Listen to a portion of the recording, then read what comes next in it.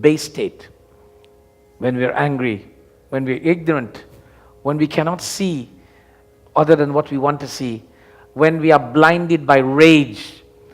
He says that is one state.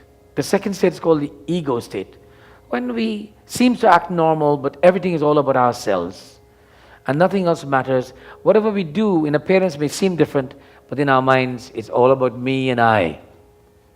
And then there's the third state, the state that is called the sattvic state or the superego state, when we rise above this id and this ego or this tamas and rajas, and we exist in this state of, who am I? Why am I bothered by these things? How do I relate to that God that has given me this privilege of this human body? How do I continue to serve humanity and understand that all the atrocities around me are happening, but still maintain a calm and serene state of mind? How can I be forgiving to those who have trespassed against me? How can I have understanding of those who do not want to understand me? When I've reached that state of consciousness and realization, I become a self-realized person. This is what is called self-realization. To realize the self, who am I? And who am I is why am I dealing with the world in this manner? Why can I not deal with the world in a more positive manner? That was the essence of our discussion last night, and it was taken from Bhagavad Gita. Tonight, our readings will be taken from Ramcharitmanas and also from what is called Uddhava Gita. During the Bhagavad Katha, there was reference made to Uddhav, who was the one that Bhagavan Krishna spent most time with in his final stage in this earthly abode. In the 11th skanda of the Bhagavad Puran, there Bhagavan Krishna talks to Uddhav and tells him about what message he should give to the world when he's depart. Because Uddhav said to him, in this world, who will continue to propagate all of your good ideas and philosophies?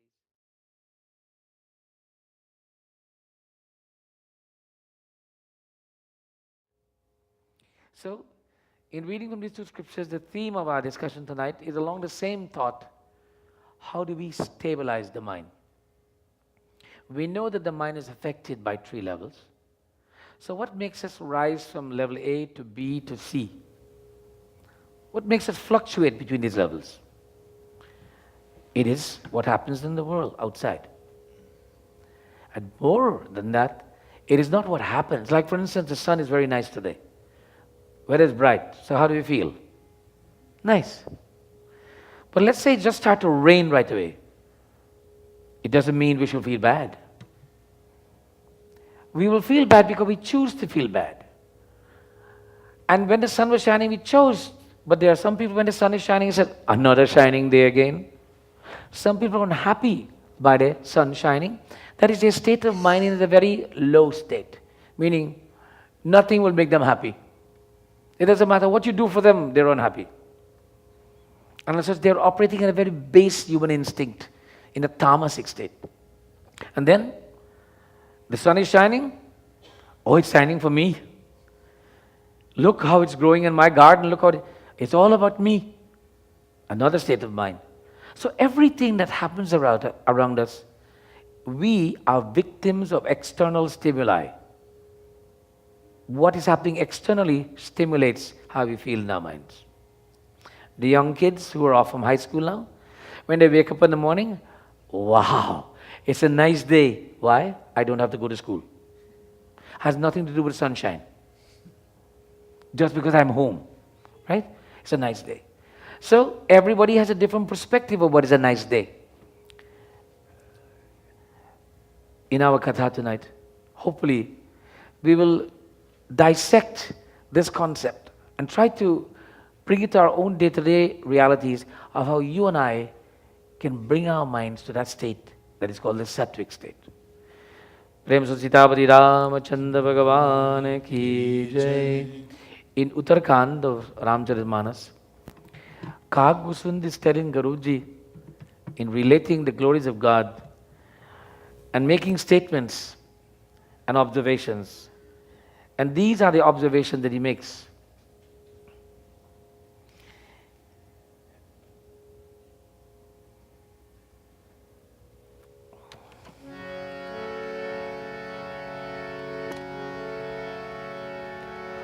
को विश्राम की पावता सहज संतोष बिनु चले की जल बिनु नाव कोती जतन पाची पची मरिया सियावर रामचंद्र की जय शरणम।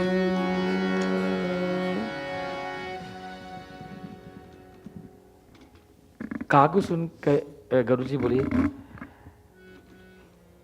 again my friend, the question is, can any one of us get peace of mind without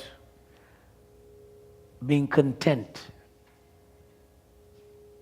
Now, peace of mind and to being content, they have been dealt with as, oh, when I have peace of mind, I'm content. But I have to be content to have peace of mind. Sounds confusing? Peace of mind is a result of being content. But they sound complementary, don't they? I'm content, I must have peace of mind. But the end result, in order for peace of mind to arrive, content must be the state. In order for me to get the aroma out of the pot, I have to start boiling the ingredients. And once they start boiling, the ingredients are there, I'm getting the aroma, and I'm saying, I have the aroma. The pot must be boiling. I'm confusing you. I see very confused faces. For me to get the aroma, you're making soup. You put all the ingredients inside. When the water is cold, you have no aroma. You're not smelling anything, right? The pot starts to boil. The aroma. The aroma is peace of mind. The pot boiling is a state of content. Without the pot boiling, there will be no aroma, and I will not have it. So, we need to be content in our mind before we can have peace of mind. So he makes a statement, and he gives us analogies to tell us, look, can a boat float without water? Certain conditions have to exist before certain things can happen. So if the condition of content mind doesn't exist, peace of mind is far away. If there's no water, don't think of floating a boat. If it's dry land, the boat will not move. So he's giving you this kind of an analogy. And he says, if you are sitting in a boat and you're trying to make the boat go and there's no water, you can spend all day trying to get the boat to go. You'll definitely kill yourself getting the boat to go, but without the water, the boat is not going to move. It requires water to float. Peace of mind requires a content state to exist. Prem so Sitapati Ramachandra Bhagavan ki jai. But then he complicates this with another statement.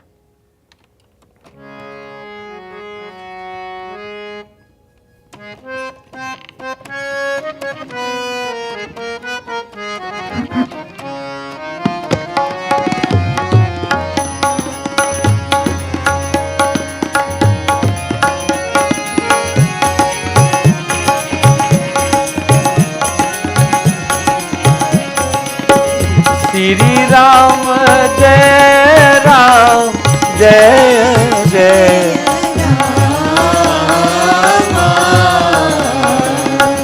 Shri Ram Jai Ram Jai Jai Ram Binu santosh kaman sa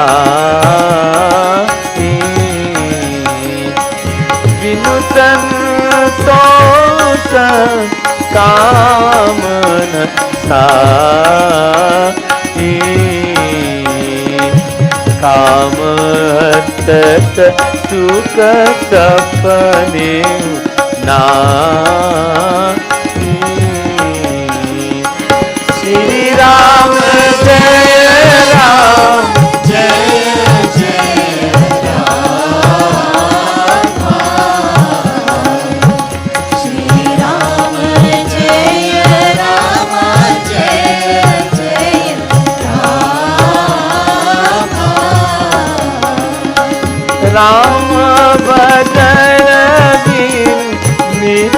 ही की कामा राम वदन बिनु नित ही की कामा तलबीन तरु कबहू की जामा श्री राम जय राम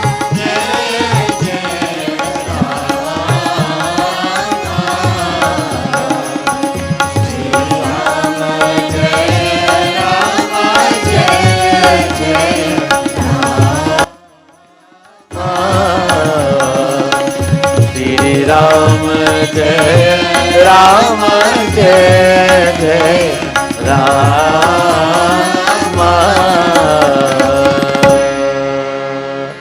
संतोष न हुआ तो कामना का नाश नहीं होता.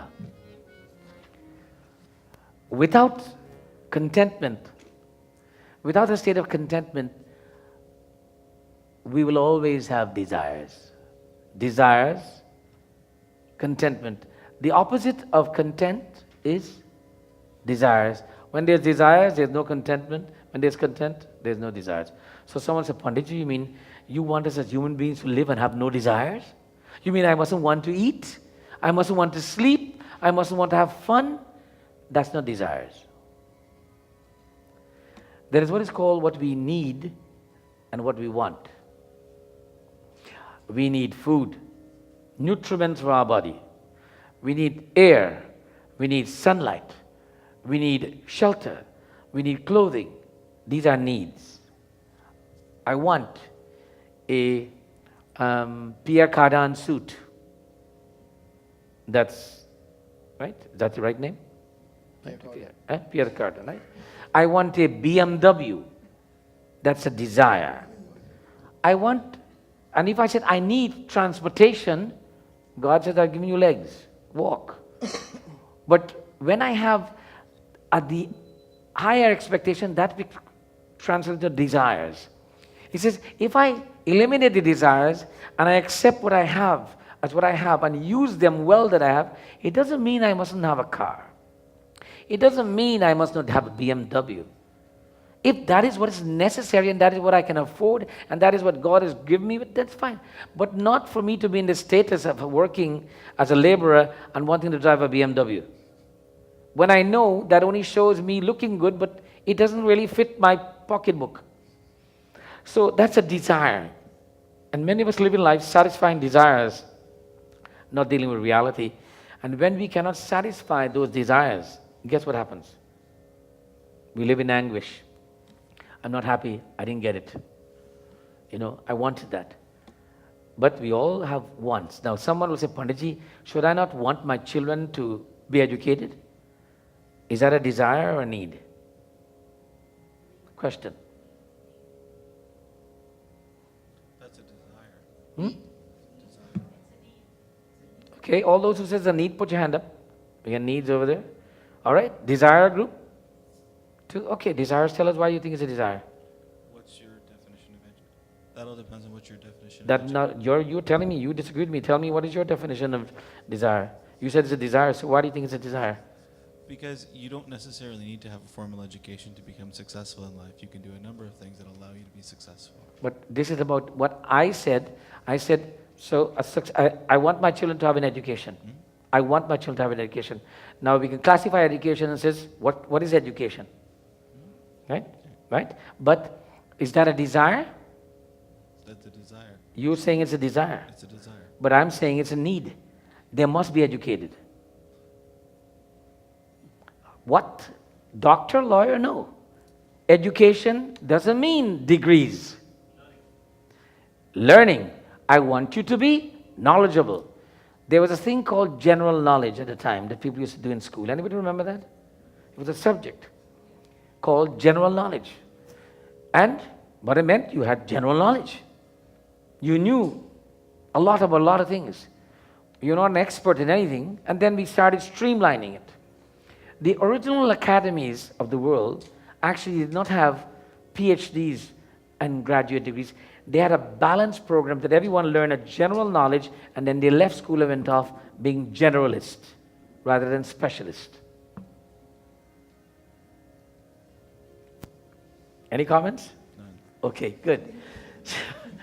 As such, the point here is we must understand the difference between the two.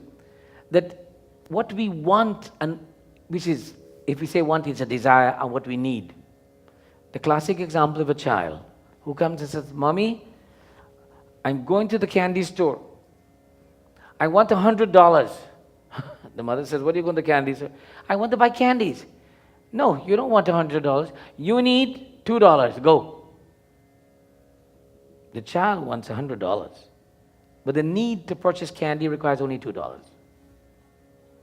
Many of us want the $100 when our need is only $2. Now, the next question that will come, so are we all supposed to live in mud huts and not try to get a big house? What do you think? If I don't have this quote-unquote desire, does that mean I will remain living in a mud hut? Because I only satisfy my need? My need is to find a place to sleep, have some clothes and some food to eat, right? So why do I get a bigger house as soon as I can start earning a little bit more money? Is that a desire or is that a need? Let's put this word in between, ambition. Let's insert ambition between need and desire. Put ambition. We must be ambitious. We must strive to be better than we are. We must strive to be better than we are. We must strive to expand our knowledge. We must strive to expand. God gives us 4 fruits. Dharma, Artha, Kam or Moksha. He says, I want you to enjoy the value of the world, the materialism and the sensuality of the world. He says, it's yours, enjoy them. He says, they are there for you to enjoy. But remember, there is dharma and moksha also. Balance it off. But what happens is most of us, we get caught up in the artha and kam, that we know that we can get money, we can get wealth and riches, but we get hung up on only wealth and riches, then it becomes a desire and it's not taking care of the needs anymore. So there's nothing wrong with having a nice car, a big house, nice clothes, as long as you're not up to debt up here trying to get it. Because all you are doing then, you are satisfying the desire, because our need must be complemented by our ability to satisfy that need. I can't think of a BMW when I know my salary is not even paying for a bicycle. God has given me the other factor, the other ambition. He's given me intelligence. And what is it, the other term? That we must have that ability to use our intelligence and make rational decisions. Use our intelligence to make rational decisions. When we do that, now I was talking about the state of the mind. It sounded like we digressed, but we didn't. Let me take us back to the state of the mind. If we make irrational decisions to satisfy desires, it creates stress in our minds that lead us to frustration, not having a content mind. So the root cause of our not being content is because of our desires. Any questions, arguments, discussions? Let's have them. This is a good subject. So someone will say, Panditji, that means, what do? We don't go to school? No, we've answered that question. Education, knowledge is important. Go as far as you can. But remember, and I come back to Anil's point, why do we generally, if I ask any parent, why are you sending your children to school? To get an education. Why? What's the answer to that question? Money. To make money. Wrong reason. That's desire. That's desire. No, to get an education, that you can be someone, you can know who you are. You can become a better human being. Making money might be an offshoot of that. But not to get a degree just to make money. By the way, farmers have always been there. Farmers, as far as the rich people in the world, are very wealthy people. Wealthy farmers used to send their children to go to school to get an education. Most of the farmers made more money than their children who got educated. They didn't send them to get educated to make money. They send them to get educated so they can get out of their farm. Meaning, don't let them be using their hands to do mud all day. Let them use their hands to do something better, not to make money. Most of the rice farmers in the country that I was born in were very wealthy people. They didn't send their children away so they can become wealthier, because the same children who they sent away came back and got the wealth that their farmers had. They sent them away to get a better education. We must understand it as getting wealth. So, we digress. Let's come back to the point. So here, Sant Swami Tulsidas is telling us that Kagusun and Garuju is having discussion and saying, look, we need to understand that there's this thing called desire. Now, what drives desire? What is the driving force behind desire? And let's think about those three states of the mind. The tamasic, rajasic, and sattvic, or the id, ego, and superego. Which one of those states do you think is the driving energy behind desire? Anybody? You would say ego. How many people agree with ego? Is our ego to drive the desire? Yeah? Anybody else? If it's not our ego, what drives the desires? Deepa, what drives our desires? Id? She says the animalistic qualities drive the desires. So, we have two, yes. The rajasic, so she's saying the ego. So we have the tamasic and rajasic, both of them drives the desire. Because there are two levels of desires. There is the sensual desire, and then there is the materialistic desire. That is why God has given us artha and kam. Kam is essential, and artha is the materialistic. And he says, man, you must acquire both. You must take of the wealth of the world and enjoy the senses of the human body. Nothing is wrong with that. He says, but do it under the conditions that are prescribed. That is, it must be within the moral standards. It must be without deceit. It must be without greed. That is, don't try to have everything in the world. Don't try to have more money than the other guy. Just try to have more money. Nothing's wrong with that. That's ambition. So, artha and kam are driven by the tamasic and the rajasic state. We enjoy. Now, the other two fruits, which is dharma and moksha, what do you think drives that? Which state of mind? The sattvic or the superego? But the question is, who controls which one is operating? Who controls whether we are operating at the tamasic, the rajasic, or the sattvic? We do. We do. Our five senses? Give the lady a big hand, please.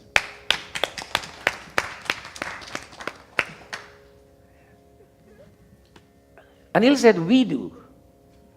I do. You do. We. Who is the we? And what are the factors that makes me have a stimulated desire? I mentioned earlier that we are victims of external stimulants. Okay, the nose. Number one, demon. Yeah. Ah, it smells good. I wonder where it's coming from. Immediately, it sends a message to the mind. There is something sweet over there. So, the leg says, let's get going over there. So, we go over there. And then, our eye says, let me get involved in the act. Oh, it looks good. And then, the other senses all get together. We got to have it. If the nose didn't smell, in the first place, no emotion will be triggered. So, what do? How do we control what our nose smells? We can't stop it from smelling, by the way. We can put cotton inside, right? How do we control that? Yes? I don't think that's what we need to control. I think what we need to control, because we can't stop, no matter, we're always going to be in different environments, but I think what we need to control is when we get that message, how our mind interprets it makes the biggest difference. Can you take a microphone, please? You're sounding better than me right now.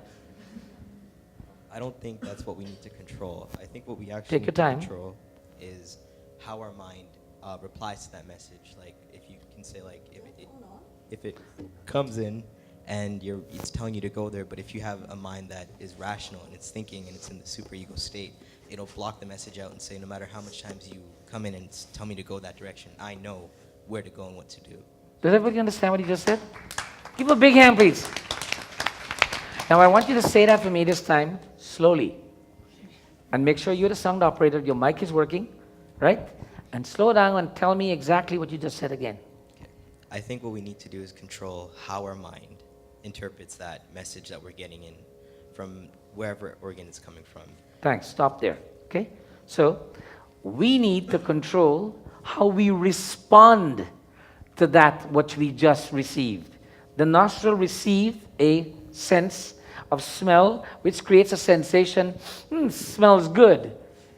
At that point in time, as he says, that's good, but I'm not to eat now. That's a conscious decision. I will ignore the sweet smell and let my intellect take over and says, because my wife is not there to tell me not to eat now, so I shouldn't eat, right? My wife does that, okay, right, so I can tell you that. So, but my individual intellect says, by the way, if my wife was here, she would have said no.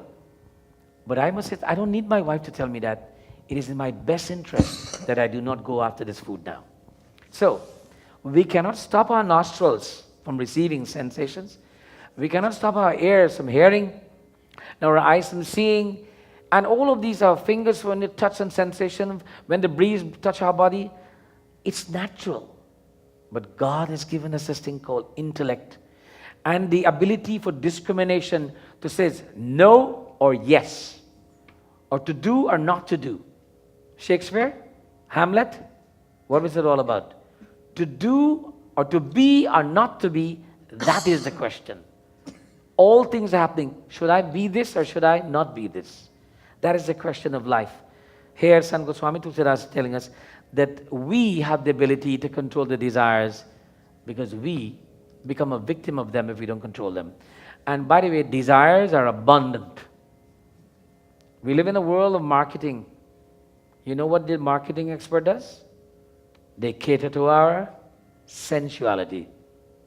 And when we see this very sensual commercial, bingo, they have our attention and we create a desire. I gotta have one of those.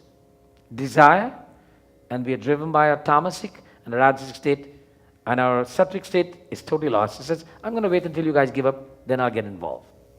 Prem Suchitapadi Ramachandra Bhagavan ki jai. Then he makes another statement.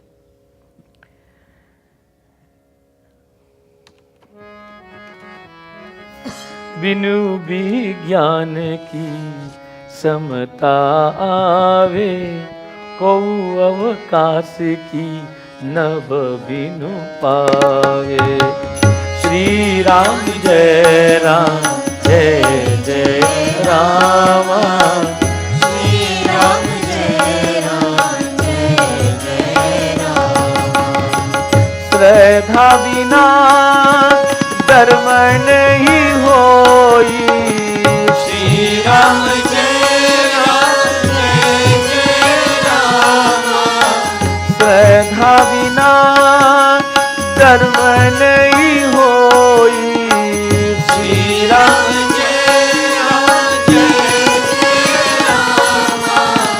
बिनु मही गंध की पावे कोई श्री राम जय राम श्री राम जय राम राम श्री राम जय राम जय जय Ram. We have all heard the term even-mindedness. You must have an even mind. Somebody tell me what that means to you. Stable mind. Even-minded. Anybody else?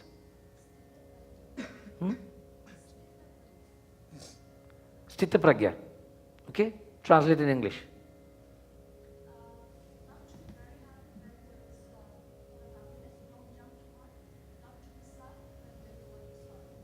So don't go to any extremes. Stable mind. Right? Anybody else? What is an even mind? I'm sorry? Balancing all the three modes of prasana, you mean? Balancing satogun, tamogun, the rajogun? Okay? Anybody else? See everything equally. What? Say it. Go on. See everything equally. See everything equally. Anybody else want to go? Come on. See God in everyone. Give the man a big hand, please. See everything equally was getting there. Seeing God in everyone is what is called what we call it? The even-mindedness. Because the only even thing in life is God.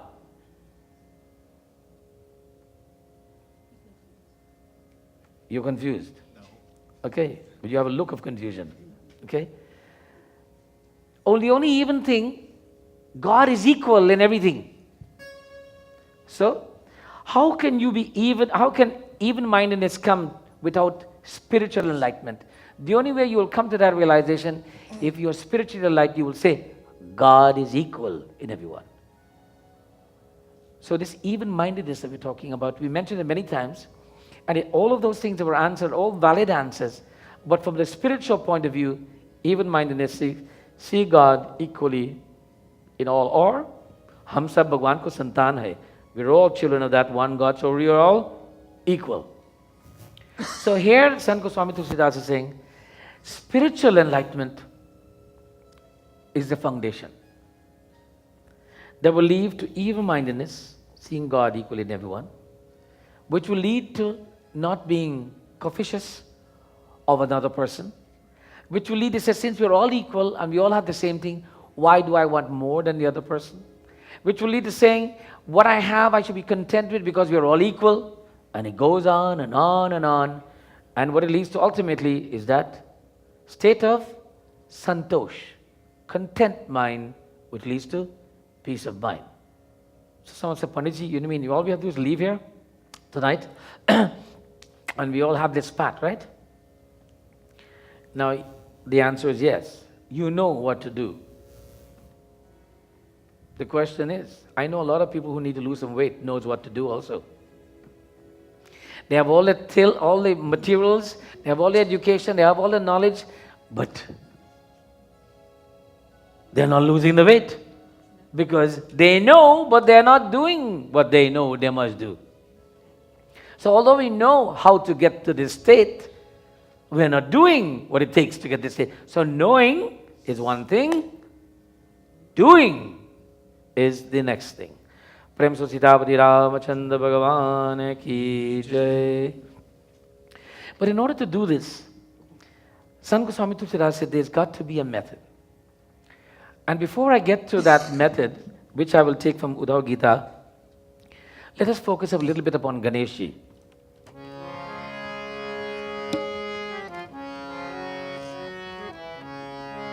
Vignaharana Gauri ke nandan sumiri sada sukhdai re.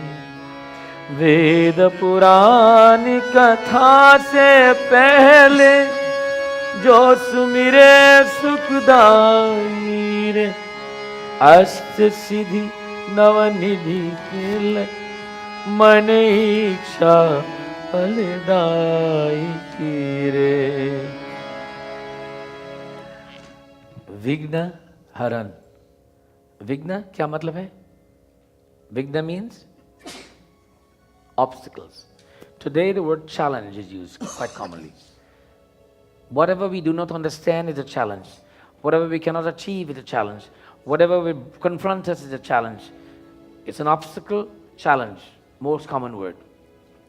Vignaharan, to remove the challenges in our lives. Now, if one of the challenges I have in my life is paying my mortgage, And the reason I can't pay my mortgage is because I just lost my job. If I go and pray to Bhagwan and says, look, Bhagwan, my challenge is this mortgage. Do you think he's going to write a check?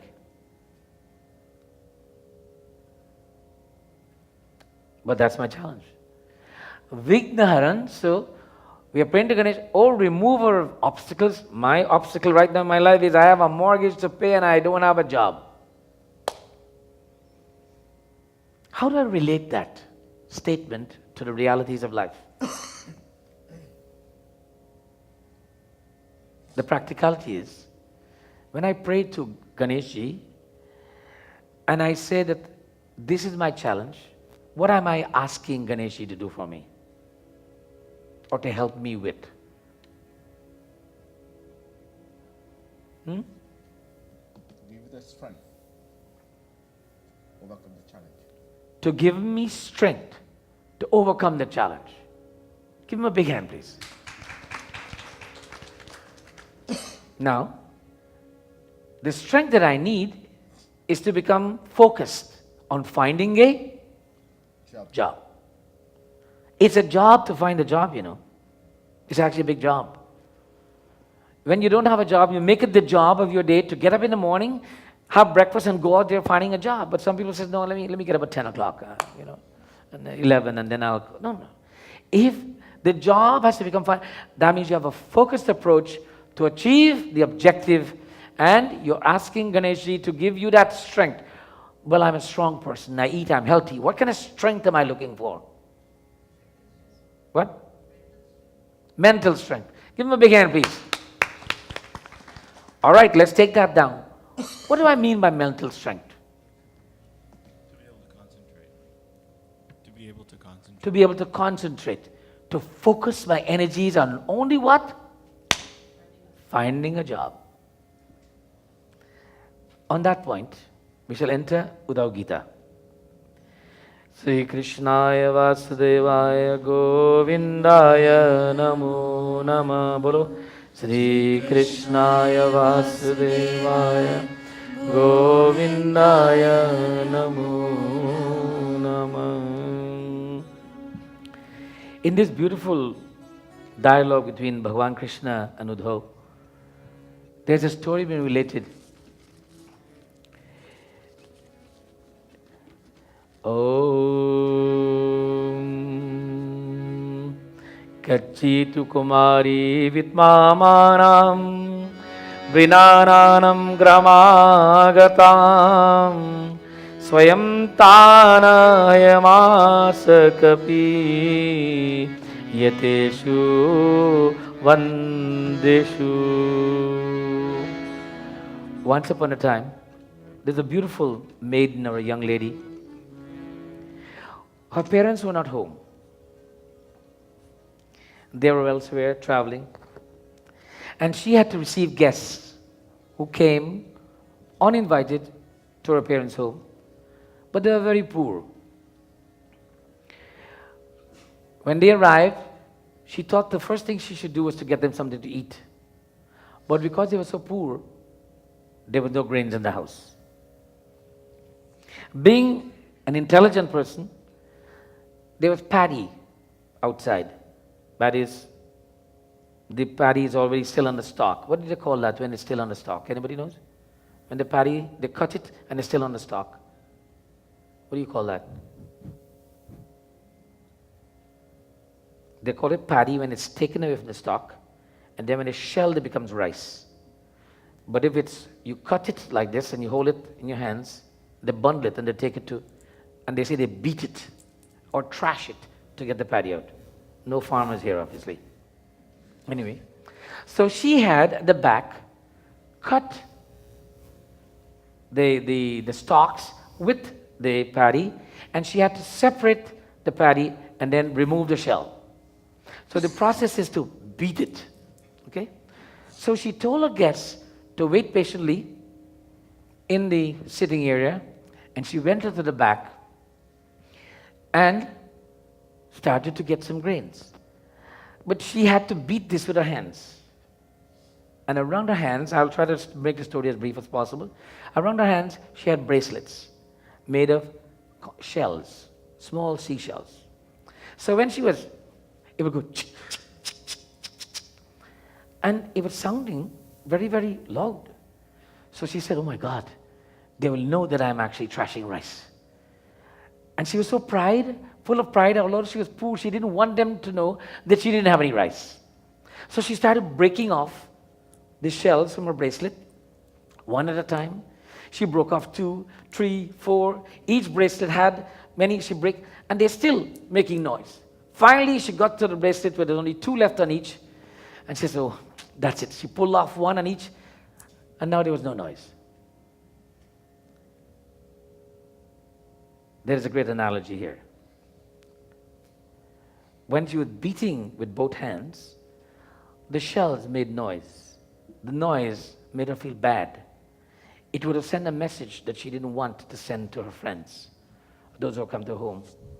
Now that she's left with 1 shell on each, no noise, and she can proceed to do what she wants to do. What is the moral?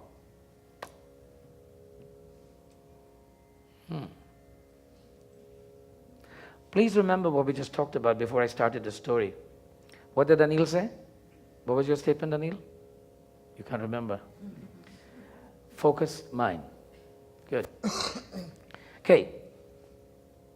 Anybody? When many shells were together, they made noises.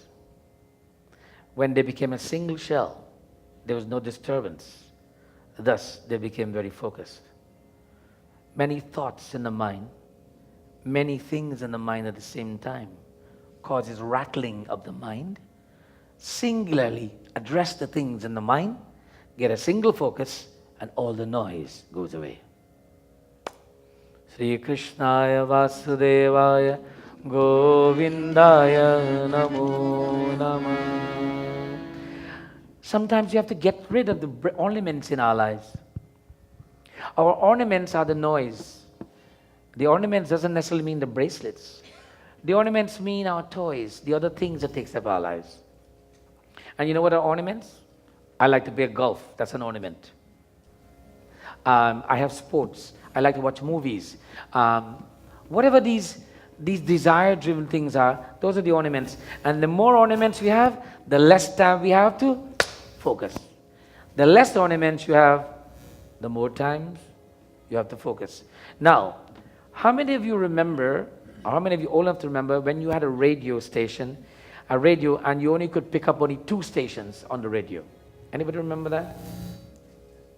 When you had a radio, and maybe just 2 stations was the most you could pick up. Anybody? Nobody that old? I remember in the country where I was born, that the radio picked up only 2 stations, and it signed off at 9:30 in the night. And it doesn't matter what you did with it, that was it. Nowadays, if you turn on the radio, which one do you listen to? All of it is there, so much static. And you know what that meant? Because there was only 2 radio stations, boy, we listened to one. And you heard every word that they said on that one. Everything was so focused. And that one station meant everything. And when it shut off, you went to sleep. Now, because we have 1,285 television stations, we can't sleep at night. We're watching them all night. So there's no rest. As such, we have too many items that stimulates our minds. Thus, the external stimulants that stimulates the mind keeps us unsettled. It cannot focus. If it cannot focus on a single objective, how will it focus upon God? If it cannot focus on a single objective, then how will it focus on God? Now, the question comes, does that mean we must give up everything? That we should not have a radio or television, we shouldn't watch TV, or we shouldn't go to a cricket game, or we shouldn't watch a movie? Of course not. But there is a time for everything. I want to leave you with a thought tonight. As I come to the conclusion of this brief katha, the message here tonight was how to stabilize the mind. Stability comes by focus. by detaching ourselves from all the other static in our life and taking one thing at a time. Someone will say, Panditji, if I did one thing, what will happen to all the other things? The same thing that will happen to them if you didn't do anything. I know this man who used to work, oh my God, the whole world wouldn't go on, and then suddenly he got sick. And the doctor says, you can't move 1 inch, you'll die. The world went on. It went on. But it doesn't mean that we must not engage ourselves when we are active. We must not detach ourselves from our responsibilities. But we must never make our responsibilities come so overwhelming that we don't have time to focus upon that which is within. Sri Krishnaya Vasudevaya Govindaya Namo Namah. Sabhi log. Sri Krishnaya Vasudevaya Govindaya Namo Namah. The essence of developing ourselves to a stable mind has to start from the beginning of our day. I mentioned this last night.